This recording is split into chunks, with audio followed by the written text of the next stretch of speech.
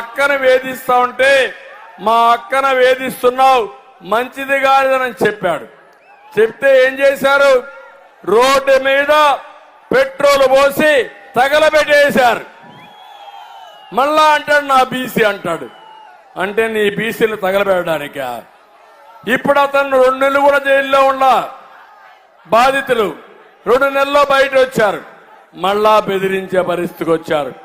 నేను ఒకటే చెప్తున్నా, నేను వస్తానే ఇలాంటి వాళ్ళని మక్కలు ఎరగొట్టి ఇంటికే పరిమితం చేస్తా. అదే మారిగా బీసీలకు అడుగుతున్న ఒక్క కార్యక్రమం మీకు ఇచ్చాడా తమ్ముళ్ళు అని మిమ్మల్ని అడుగుతున్నా. ₹1 రుణం ఇచ్చాడా అని మిమ్మల్ని అడుగుతున్నా. ఇంకో పక్క నా ఎస్సీలు అంటాడు. నా ఎస్సీలని 27 కార్యక్రమాలు నేను ఇచ్చాను. 27 పథకాలు రద్దు చేశాడు.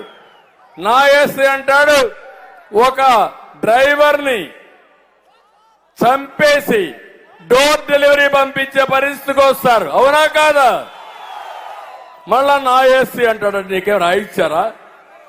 మమ్మల్ని చంపండి డోర్ డెలివరీ పంపని చెప్పారా ఎవరు నన్ను అడుగుతున్నా. ఈ విధంగా మీరు చూస్తే ఒక్క మాస్క్ అడిగితే కరోనా సమయంలో మంచి డాక్టర్ని పిచ్చోడిని చేసి చంపేశారు. అతను కూడా చనిపోయే పరిస్థితికి వచ్చాడు. ఏంటి నీ అహంకారం? అంబేద్కర్ గారి పేరుతో నేను విదేశ విద్యా విధానం తీసుకొచ్చాను. అంబేద్కర్ పేరు మార్చి జగన్మోహన్ రెడ్డి పేరు పెట్టుకొని అది కూడా అమలు చేయలే. నేను అడుగుతున్నా, నువ్వు అంబేద్కర్ గారి కంటే గొప్ప నాయకుడు ఆ పిచ్చోడాని అడుగుతున్నా. ఇది అహంభావం అవునా కాదా? మీరు యాక్సెప్ట్ చేస్తారా? ఎస్సీలు గాని బీసీలు గాని బడుగు బలహీన వర్గాలు అంబేద్కర్ గారంటే బడుగు బలహీన వర్గాలకు రాజ్యాధికారం, ఆర్థిక స్వావలంబనిచ్చిన వ్యక్తి. అలాంటి వ్యక్తికి అన్యాయం జరుగుతా ఉంటే మనం ఉపేక్షిస్తావా తమ్ముళ్ళు అని మిమ్మల్ని అడుగుతున్నా. ఇది ఉపేక్షిస్తే మన ఎవరికి భవిష్యత్తు లేదు. నేను అడుగుతున్నా మిమ్మల్ని ఇంకొక మాట, సప్లాన్ వస్తా ఉందా? ఇప్పుడు మీకు వచ్చిందా? మీకు విదేశ విద్యా విధానం ఉందా? మీకు బెస్ట్ అవైలబుల్ స్కూల్స్ ఉన్నాయా? మీకు ₹1 రుణం ఇచ్చారా? మీకు అందరితో సమానంగా ఇచ్చిన కార్యక్రమాలు తప్ప, అది కూడా ₹10 ఇచ్చి ₹100 దోచేసే కార్యక్రమం తప్ప మీకు అరగబెట్టింది ఈ ప్రభుత్వం ఏమీ లేదని కూడా మీకు తెలియజేస్తున్నా. మైనారిటీలు, నా మైనారిటీ అంటాడు, 10 పథకాలు రద్దు చేశాడు. ఇంకో పక్క రాష్ట్ర చరిత్రలో ఎప్పుడూ జరగని విధంగా దాడులు చేసే పరిస్థితికి వచ్చారు. ఇలాంటి మనం వింటే ఆయన బాధ భరించలేక అబ్దుల్ సలాం అనే వ్యక్తి అతి దారుణంగా భార్య పిల్లల్ని తీసుకుపోయి రోడ్డు మీద ట్రైన్ ట్రాక్ లోనే పిల్లల్ని కట్టేసి బలవంతపు మరణం చేసుకునే పరిస్థితికి వచ్చారు. ఇప్పుడే కృష్ణప్రసాద్ ఒక మాట చెప్పారు. ఒంటెమెట్టలో ఒక వీవర్ కమ్యూనిటీ సూర్యారావు అనే వ్యక్తి వేధింపులు తట్టుకోలేక ఆస్తిని లాక్కుంటే, రికార్డు మార్చి లాగేసుకుంటే ఏం చేయాలో తిరిగి తిరిగి తిరిగి కడాన ట్రైన్ కింద చనిపోతే భార్య కూతురు విషం దాగి చనిపోయే పరిస్థితికి వచ్చారు. ఒకే కుటుంబంలో 3 చనిపోయారు. రేపు అందుకే నేను చెప్తున్నా, ఈయన చెప్పే మాటలకి ఈయన చేసే విషయాలకు పొంతన లేదు తమ్ముళ్ళు. అదే విషయం ఈ రోజు నేను చెప్తున్నా. ఇప్పుడు మా తమ్ముళ్ళు ఇక్కడే ఉన్నారు, క్వార్టర్ బాటిల్ కూడా తీసుకొచ్చారు. మందు బాబులు ఉన్నారు ఇక్కడ. పాపం మీకు ఒక బలహీనత.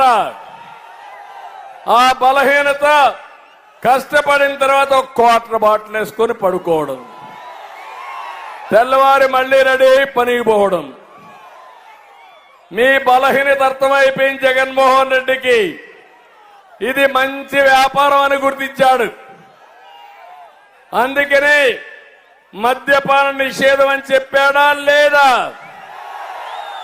రేట్లు పెంచాడా లేదా? నేనున్నప్పుడు 60 రూపాయలు క్వార్టర్ బాటిల్, ఇప్పుడు ఎంత తమ్ముళ్ళు? 200. అవునా కాదా? అది కూడా జే బ్రాండ్ అవునా కాదా? నాసిరకం అవునా కాదా?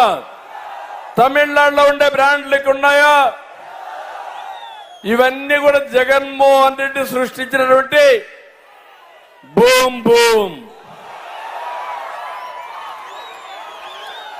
Very very attractive names. మాత్రం పేర్లు మాత్రం చాలా బాగున్నాయి. ఏ బ్రాండీ షాపులో అయినా సరే ఆన్లైన్ పేమెంట్స్ ఉన్నాయా మీకు? పేటిఎం గాని గూగుల్ గాని ఏవైనా ఉన్నాయా మీకు? మీ కిరాణా కొట్లో ఉన్నాయా లేదా? తోపుడు బండ్లు వాడుతున్నారా లేదా? ఎందుకు షాపులో లేవు తమ్ముళ్ళు అని అడుగుతున్నా. ఏంటి చిదంబరం రహస్యం ఏంటి? మీరు కట్టే డబ్బుల్లో 140 రూపాయలు క్వార్టర్కి ఎవరికి పోతా ఉంది? ఎవరికి పోతా ఉంది? మీకు కోపం రాదా? బాధ. కరెంటు ఛార్జీలు పెరిగాయా లేదా? ఎన్నిసార్లు పెరిగాయి? 9 సార్లు పెరిగాయా లేదా? 200 రూపాయలు కరెంట్ ఇప్పుడు ఎంత అయింది? 1000 రూపాయలు అయిందా లేదా? ఎవరు కారణం? ఎవరు